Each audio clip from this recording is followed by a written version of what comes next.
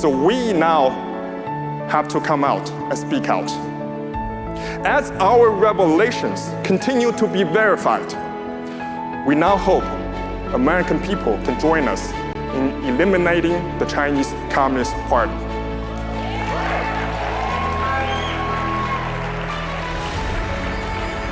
And we're not asking you to give us money or arms or die of revolution or wars. All America needs to do is very simple. Stop supporting the Chinese Communist Party.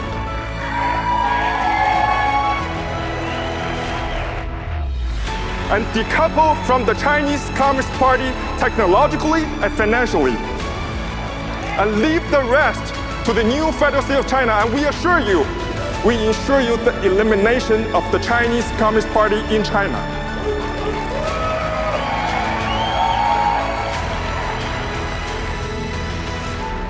Today, hundreds of millions of people, the majority of them are working covertly in the party in China and supporting us.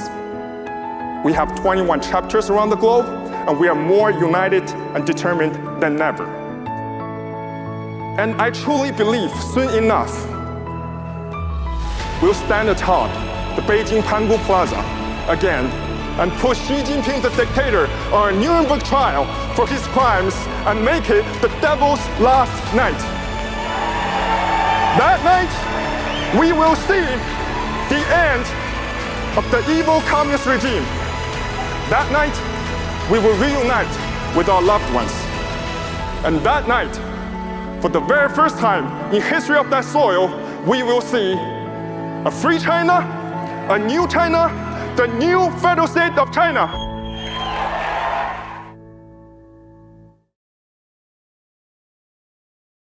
Hello, everyone, and welcome to once again to our news and information program, where we talk about just how evil the Chinese Communist Party actually is and how they have over the years infiltrated deep into the Western world.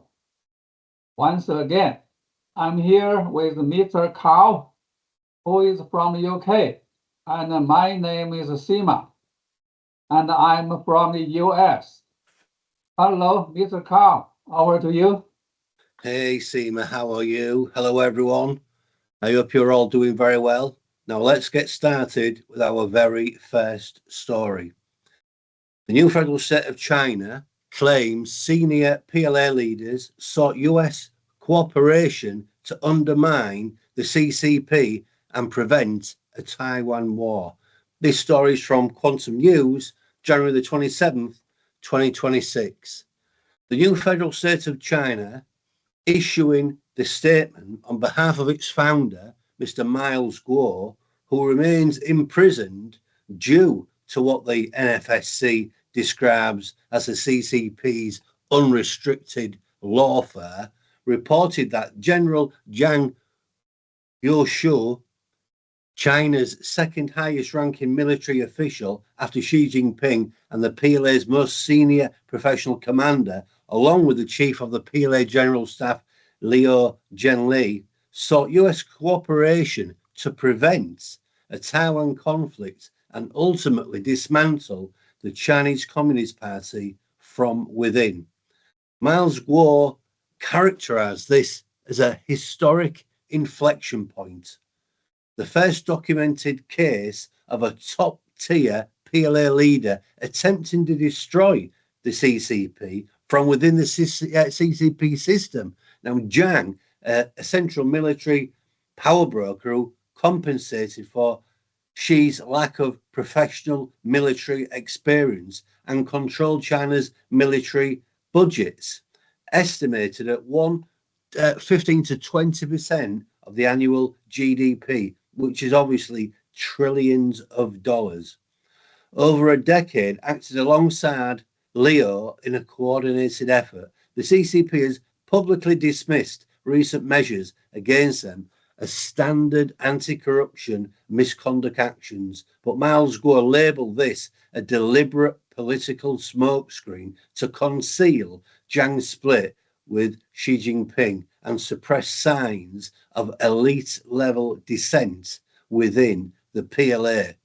Now, personal enrichment or defection were ruled out as motives. Systemic corruption serves as a control mechanism within the CCP. Senior leaders often promote vulnerable officials for leverage, and at over 70, Jiang stood to gain very little from exile. Instead, the objective was to avert catastrophic war. Now, potentially, this could have been nuclear, driven by Xi's perceived irrational intent to confront the United States and actually invade Taiwan.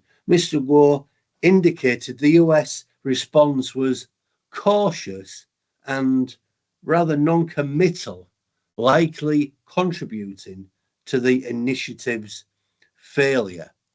Now, despite this outcome, the episode has really shifted perceptions. The CCP's invulnerability is eroded among PLA elites, and in the US, strategic thinking. Jiang reportedly possessed intelligence of exceptional value, surpassing even nuclear secrets, including actual PLA readiness and combat capabilities. The true state of weapons systems, overseas covert and influence networks, and hidden CCP controlled financial assets. The coordinated actions from the core of PLA command suggest an organized institutional challenge rather than an isolated piece of dissent, rendering containment almost impossible. Miles Guo predicted destabilizing ripple effects from Russia and BRICS-aligned states, prompting quiet reassessment of ties with Beijing and tentative moves towards the United States. He also asserted that Xi CCP has lost the people's hearts and lost the army's hearts and the confidence of senior cadres and elders, leaving only compelled performative loyalty that signals insecurity rather than strength. Xi's confrontational posture is deemed strategically delusional, his authority hollowing out, with aggressive loyalty displays potentially marking future purge risks. In information warfare, the new federal state of China's January the 24th report of Jiang's US cooperation was countered the very next day by the CCP narrative, including a Wall Street Journal article alleging Jiang leaked nuclear secrets. Miles Guo credited the new federal state of China's efforts with weakening the CCP's traditional dominance over the timing, framing, and containment of sensitive global narratives. Wow, Seema, this news, it seems absolutely huge. Senior Chinese generals secretly reaching out to the US. Is that even believable, or Seema, is it just political rumor? Big claim, yes. And the source is controversial, so we should be cautious. But the idea behind it isn't impossible. In history, when leaders push towards risky wars, military allies sometimes get nervous, thinking late. Soviet Union, cracks often start inside the system. So this would mean fear of a Taiwan war is real inside China's military? Very possible. A Taiwan conflict could pull in the US, Japan, maybe others. That's not a short war. It's economic shock. Sanctions may be worse. Senior officers understand the real readiness of their forces, not just political slogans. But Seema, why ask the US for help It all just sounds so extreme. Because the US is the main counterweight. If some PLA leaders think war would be catastrophic, they might quietly signal, don't escalate, we don't all want this. That's less about betrayal, more about crisis control. Yeah, but see, mate, if that is actually true, what does it change? It suggests internal tension, not collapse, but less unity than it appears. That makes the future less predictable, power struggle, purges, treasury control, or more caution about war. So the real story isn't really about any kind of defection. It's more about the doubt inside the system, yeah? Yeah, exactly. When confidence cracks at the top, history tends to move. Okay, next, let's talk the another story. The CCP hacked Downing Street phones for years. Telegraph, January 26, 2026. China conducted a long-running cyber espionage operation that hacked the mobile phones of senior Downing Street officers between 2021 and 2024, compromising private communications of aides to Boyle Johnson, Liz Truss, and Rishi Sunak. Sources said the breach reached the heart of Downing Street, though it remains unclear whether Prime Minister's own phones were also accessed.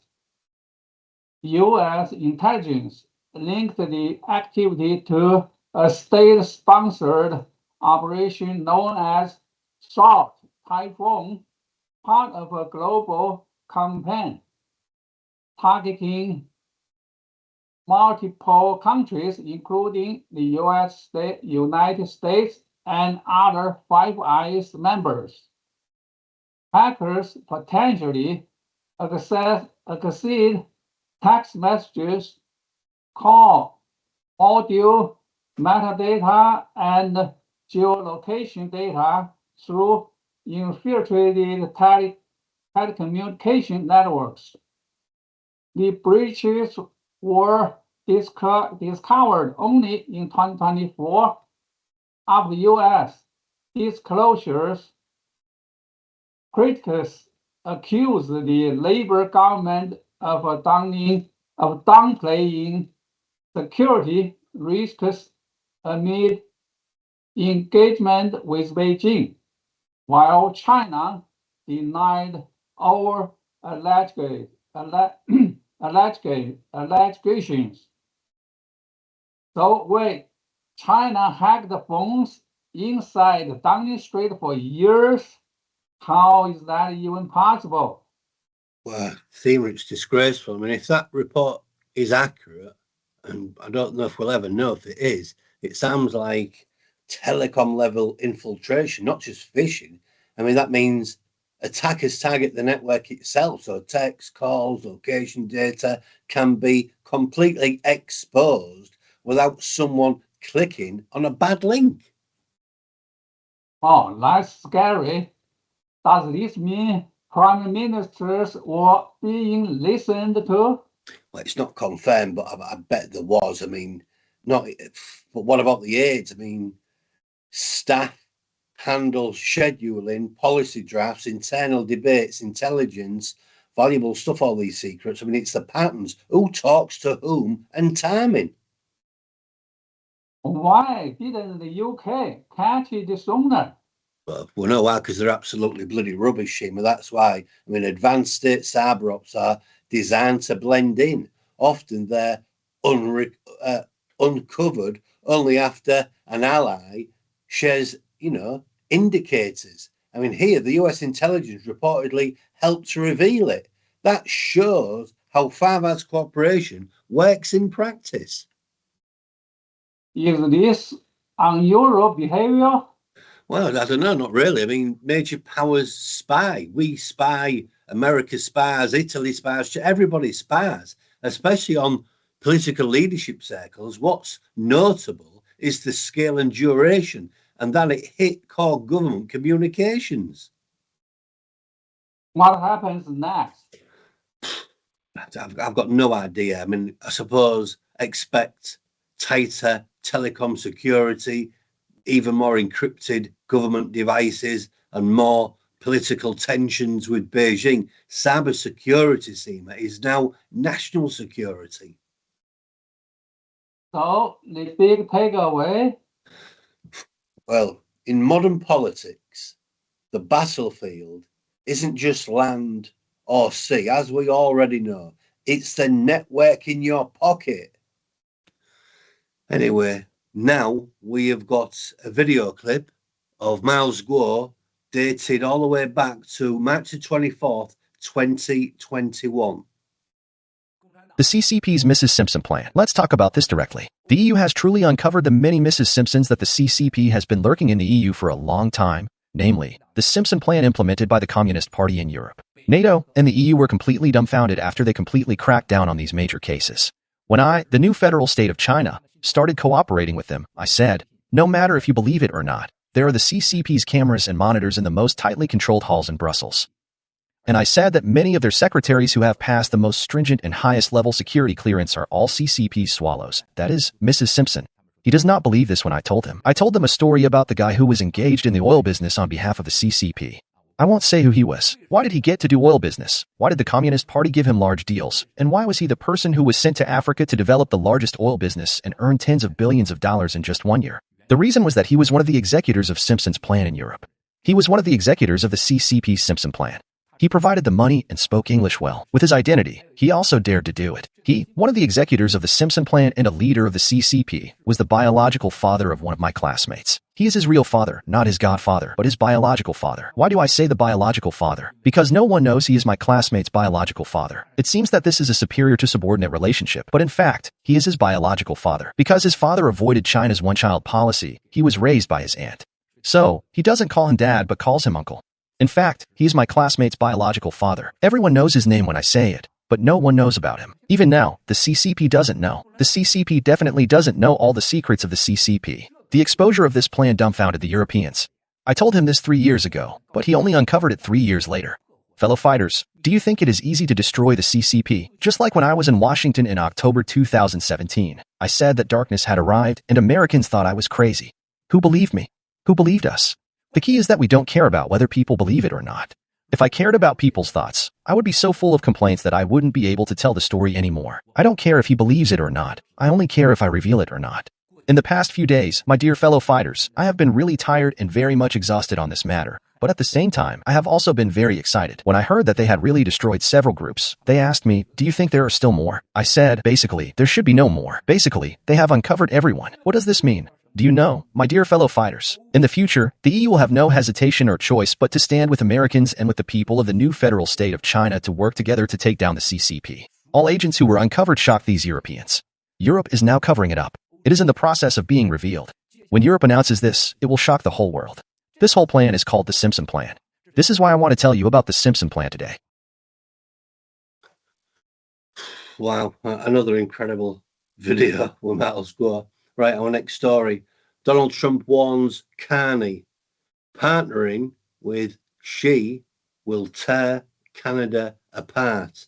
This is yet another wonderful story from our Quantum News, January the 24th, 2026. President Trump issued a warning via tweet to Canadian Prime Minister Carney, caution against any deal that would pardon or partner with Xi Jinping, especially on currency issues and efforts to reform Asia or North America using Chinese money. Trump emphasized that working with Xi as a partner would carry very serious consequences, potentially tearing Canada's social fabric apart. On his War Room podcast, Steve Bannon highlighted this statement and stressed the need to brief President Trump on Canada's current reality, including that 25% of its population is foreign born. The broader context involves Carney's recent negotiations of a new strategic partnership with China in Beijing, focused on expanding trade, mutual investment, collaboration on global governance, law enforcement against drug trafficking and cybercrime, as well as cultural exchanges. This recalibration distances Canada from the US. This recalibration distances Canada from the US amid Carney's warning at Davos about great power rivalry threatening the rules-based order. However, it also aligns Canada with Beijing's authoritarian regime, despite the regime's documented human rights abuses, many things including those against the Uyghurs. Wow, Seema, what? That's a strong warning. I mean, a US president saying Canada could be torn apart for working with communist China, is that politics or a real risk? A bit of both. Big powers always worry when close allies drift. Historically, Canada's economy and security have been tightly linked to the US, so any major shift towards Beijing triggers alarms in Washington, not just political ones, but strategic and economic. Yeah, but Seema, Canada already trades with China, right? I mean, what's so different now? Scale and symbolism. A strategic partnership suggests deeper cooperation, possibly in finance, technology, and governments. In today's climate, less sensitive, the US-China rivalry isn't just trade anymore. It's about systems, security, and influence. Yeah, but Trump kept mentioning social fabric. I mean, why bring that up? That's more political language. Canada is highly diverse and immigrant basis.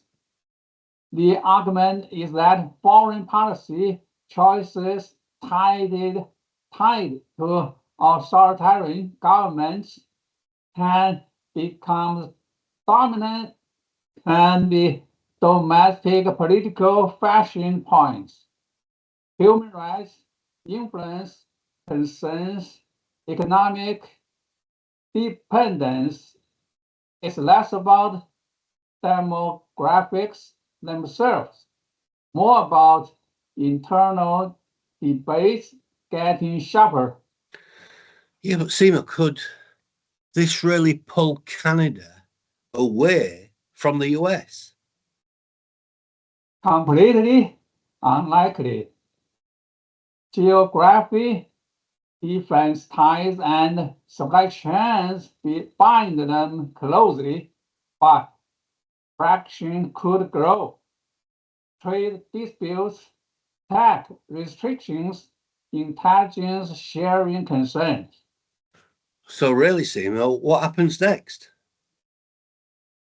Canada will probably try to balance, keep US security ties while expanding selective trade with China.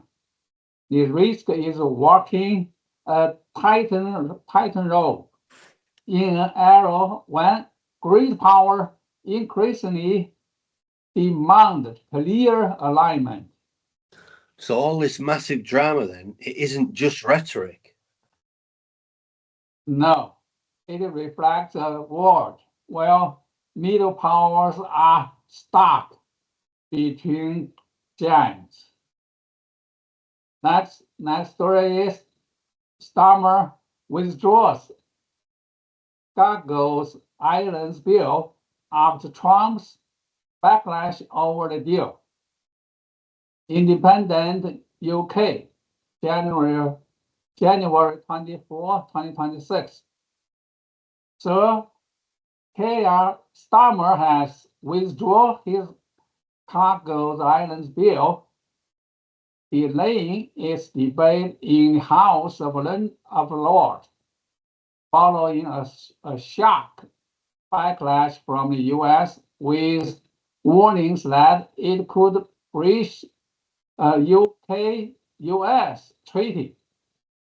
The legislation aimed to hand the Chagos Island to Mauritius to secure the future of the vital UK-US Diego Garcia military base. Donald Trump, labeled it an act of great stupidity.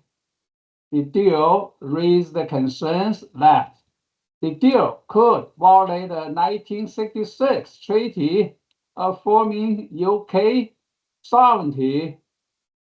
Ministers furiously accused peers of irresponsible and reckless behavior and interfering with national security, insisting the bill will return. Conservative opponents, including Kami Badanash and Priti Patel, argued Starmer's shameful surrender might be illegal, conflict with international law, and appease China. The government maintains its commitment to the deal, citing its importance for national security. Wait, the UK almost gave the Chagos Island to the Mauritius, then suddenly backed off because of US anger. Why is everyone so worked up? Yes, Seema, because Diego Garcia is on those islands. That base is a key US UK military hub. Middle East ops, Indo-Pacific reach, long-range bombers, surveillance. It's not just a patch of land, Seema, it's a strategic launch pad. But wasn't this about fixing a colonial dispute? Well, kind of yes and no, really. I mean, the UK separated the islands from Mauritius back in the 60s. Courts and the UN have criticised that. So London tried to do a deal, feeling guilty for the past history, retain sovereignty, but keep the base secure through an agreement. Sounds pretty tardy. Yeah, on paper. So why did Washington freak out? Well, because the UK government, as always, didn't tell America the complete truth. It's just disgraceful. The US worries that one sovereignty shifts, legal or political changes later, could threaten the base access. In great power rivalry, especially with communist China, active in the Indian Ocean, even small uncertainty looks very dangerous. And Trump called it stupid, making it worse. No, it made it better because there was stupid to do it. Public pressure from a US leader raises the stakes pretty fast. It signals this isn't just Britain's issue anymore. Security treaties, intelligence channels, it could all get very tangled. So what happens now? Well, obviously, we need to get a brand new prime minister in the UK because the Keir Starmer is absolutely rubbish. But the UK is stuck between history and strategy, morally and legally. Decolonisation arguments are very strong. Militarily, Diego Garcia is absolutely irreplaceable. Expect renegotiation, really, slower, tighter guarantees to keep the base as it is, untouched.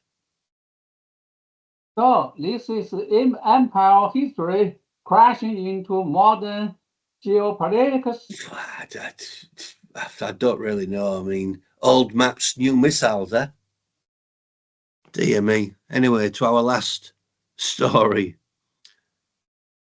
The Japan PM US alliance would collapse if Tokyo ignored Taiwan crisis. This is from TRT World, January the 27th, 2026.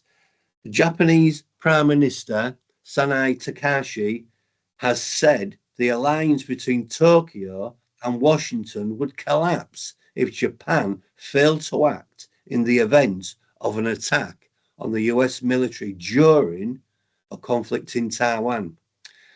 Detailing the Japanese response to a hypothetical Taiwan crisis, Takashi appeared to dial back on air remarks in November that suggested Tokyo could intervene militarily during a potential attack on the island. That comment provoked and upset the babies in Beijing, which regards the democratic island as its own territory. Ahead of a snap election in February, Takashi was asked during a news program on Monday about her remarks in November that suggested Tokyo could intervene militarily during a potential attack on Taiwan. In the TV Asahi program, Takashi pointed out that in the event of conflict, Japan and the United States might jointly conduct an evacuation operation to rescue Japanese and American nationals from Taiwan. If the US military, acting jointly with Japan, comes under attack and Japan does nothing and runs home, the Japan-US alliance will completely collapse, she said in the program.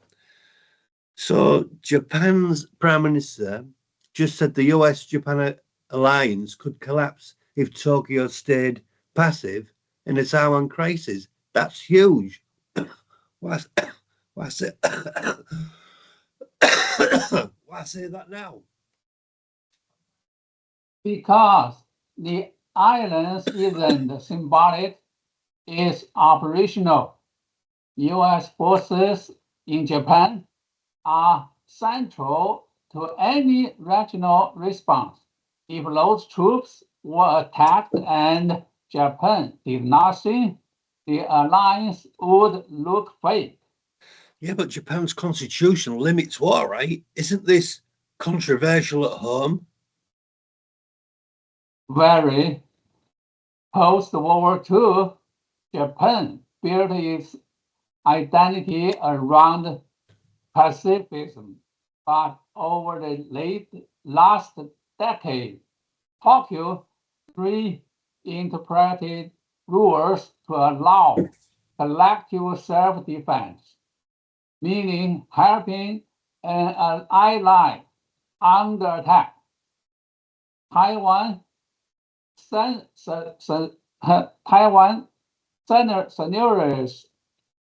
has that shift. Yeah, but what we all really mean is Japan saying it would fight China? Not directly. Notice the wording. Evacuations, protecting nationals, responding if U.S. forces are attacked. That frames action as defense of the alliance, not joining a Taiwan independence war. But when you think about it, Seema, why does Taiwan matter so much to Japan? Geography. Taiwan sits near Japan's sea lands and islands like Okinawa. If Beijing controlled Taiwan, China's military reach would extend right towards Japan's doorstep. The election timing? Leaders talk tough on security before elections, but it also signals to Washington Japan won't sit on the sideline. So what's the bottom line?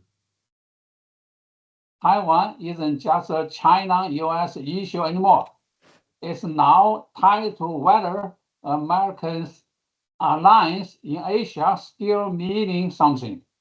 That's the real headline. Okay, now it's time for us to watch another video clip of Myers Gore, dated February 16th, 2023. I was the first person to talk about Russia having spy balloons. When did I tell you this? At that time, no one in the world knew about it. Then, I said that balloons would come to Ukraine.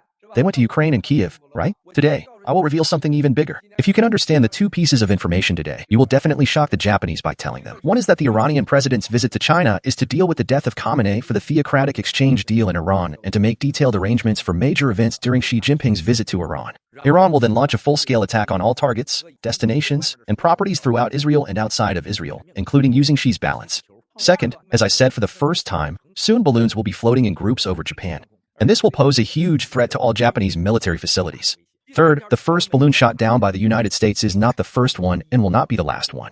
Moreover, Japan still believes Americans' narrative, thinking that Americans have told them the truth. Americans didn't tell them the truth, and we shall wait and see. The spy balloons flying over Japan are actually different from the balloons used around the world. This is the first time in the world to try a mixture of helium, hydrogen, and carbon gases. The test places for these rubber balloons with mixed gas can load the largest number of weapons. The first place was between Taiwan and Japan. The second place was Taiwan, and the third place was Japan. You will find out what the capabilities of these balloons are in the future. I haven't told you yet. In addition to spying and taking photos and videos, they will also throw things down, like attacking weapons. This won't happen in the United States first, but will happen in Japan and Taiwan. In all these nightmares, Taiwan will be the first to suffer losses, and Japan will be the second. Japan will enter a moment of great panic. In the case of war across the Taiwan Strait, the biggest victim is not Taiwan but Japan. Of course, the people who are hurt the most are Chinese people who contribute their money and lives. The economy will suffer the greatest loss. Once Japan entered the war, it would definitely suffer a nuclear-like attack, a devastating blow. Moreover, the CCP may still hesitate for a second about attacking Taiwan. They won't hesitate for a split second against Japan. They will launch nuclear weapons from North and South China and allow no room to refute. There is no space between Taiwan, Japan, and China to rebound. Let me tell you that the Japanese government is the ultimate bastard. It never tells the truth to its people. The Japanese government hopes that Japan's elderly people will die sooner. After the elders all die, all their money will be turned into state inheritance taxes. This is what the Japanese government really cares about. One of my fellow fighters said, "Miles, didn't you say that you had the ability to destroy Chinese military bases in 5 minutes?" Yes, but that depends on who makes the first move. You have to stay alive to have 3 or 5 minutes. When you are dead, well, you have 3 or 5 minutes to fight back. The first group in the world to sell out its own country and its own people, Taiwan's traitors, is the Kuomintang. Do you think the CCP can still sell its drones to Taiwan at this time? Do you see that Taiwan's artillery tank went to Shanghai for repairs, and most of the connecting parts for the helium spy balloons are made by Taiwan's factories and chips for the balloons were made by TSMC? The second group is American traitors, and the third one is Japanese traitors. Okay, Mr. Carl, over to you now. Okay, thanks, Seema. Well, that's actually about it for this week. Good job, because I think my voice is about to give up. I'm just getting over a bad cold, so sorry about that. Well, many thanks for listening to our broadcast. We will be back with more news and information next week. But always remember that communism is never the answer. And if we work hard and work together, we will and we can destroy communism forever. Because together we are stronger, and together we can take down the evil CCP. Well, bye for now. Take good care of yourselves, and we'll see you all next week. See you next time. Okay, thank you. Bye.